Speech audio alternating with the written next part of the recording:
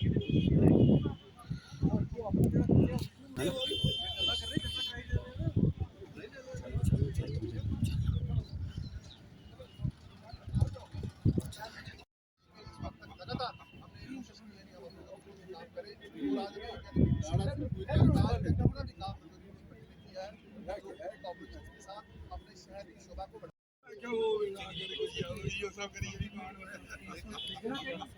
अंदर ये तीसरा बस स्टैंड है जो इस वक्त बन रहा है, जिसका काम शुरू हुआ है।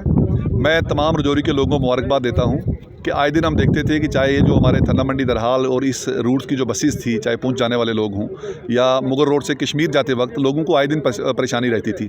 उससे हमारे यहाँ के जितने भी हमारे ट्रांसपोर्टर्स लोग हैं उनको भी परेशानी रहती थी, और जो ट्रैवलर्स थे वो भी डिस्टर्ब होते थे, और जो हमारे कारोबारी व्यापार मंडल के जो लोग थे उनको भी बहुत परेशानी रहती थी। मैं आज इस मौके पर ट्रांसपोर्टर्स को और तमाम यहाँ पर जो हमारे व्यापार मंडल के लोग हैं उनको भी मुबारकबाद देता हूँ कि जो परेशानी लोगों ने इतना अर्सा देखी है, ये बस स्टैंड ना होने की वजह से हम देखते थे कि आए दिन ख्योरा के अंदर या गुजर मंडी में जामिंग्स रहती थी। उसी चीज़ को काउंसिल ने महसूस किया। हमने ये प्रोजेक्ट यहाँ से बना के भेजा था जो सेंक्शन होकर आया और आज उसका काम शुरू हो रहा है। और मैं ये समझता हूँ कि रजौरी के अंदर इस तरह के कामों की बड़ी ज़रूरत थी।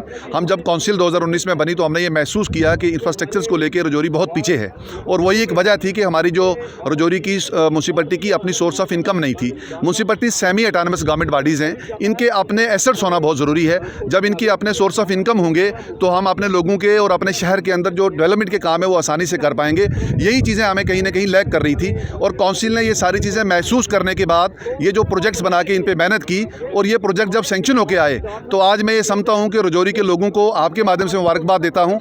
ये प्रोजेक्ट यहाँ के हमारे बेरोज़गार नौजवानों के काम आएंगे। यहाँ पे जो कारोबार करने वाले, चाहे वो हमारे ट्रांसपोर्टर्स हैं या दुकानदार भाई हैं या बेरोज़गार नौजवान हैं, उनको भी काम आएंगे। इस तरह से हम ये कहते हैं कि हमारा ये मानना है कि रजौरी के अंदर इस वक्त हमने काफ़ी सारे डेवलपमेंट के काम शुरू किए हुए हैं। आप देख लें, बिल्कुल इसके बगल में एक 2 करोड़ का मल्टी रिकवरी फैसिलिटी यूनिट बन रहा है, एक सैलानी के अंदर 2 करोड़ का बन रहा है। हमारे यहाँ पे जितने भी, चाहे वो सैनिटेशंस को लेके, डेवलपमेंट को लेके, बस स्टैंड्स का इशू हो, ट्रांसपोर्टर्स का इशू हो, या बाकी अदर्स जो चीज़ें यहाँ पे शहर के अंदर होनी चाहिए थी, उन सब पे म्यूनसिपलिटी ने काम किया है।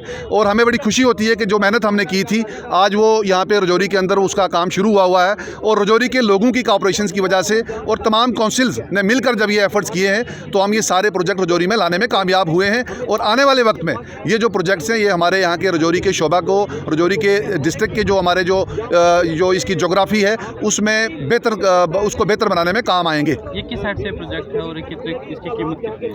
देखो, जब ये जगह हम काउंसिल बनी तो हमारे पास ये लोकेशंस खाली थी।